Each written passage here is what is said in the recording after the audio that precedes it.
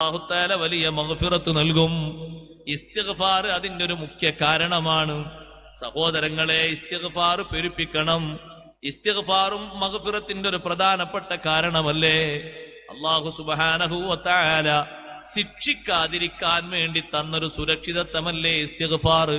വമാ കാന അല്ലാഹു മുഅദ്ദിബഹും വഹും യസ്തഗ്ഫിറൂൻ.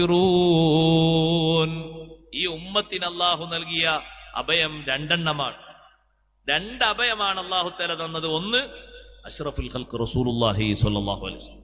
വമാ കാന അല്ലാഹു ലിയുഅദ്ദിബഹും വഅൻത ഫീഹിം. നബിയെ, തങ്ങളുടെ ഹയാത്തിൽ ഉണ്ടായിരിക്കെ എങ്ങനെ അവരെ ശിക്ഷിക്കൂല? തങ്ങളെ പരിഗണിച്ചു. എന്തെല്ലാം മക്കക്കാര്, ജൂതന്മാര്, മറ്റു പലരും ചെയ്തു നോക്കി. എല്ലാവരെയും ഹലാക്കാക്കുന്ന തരത്തിലുള്ള ഒരു ശിക്ഷ അല്ല. ചെറിയ ചെറിയ ഷോക്ക് ട്രീറ്റ്മെന്റുകളൊക്കെ ഏർപ്പുണ്ടാവും. അതൊന്ന് പഠിക്കാനൊന്ന് മാറാനും ചിന്തിക്കാനും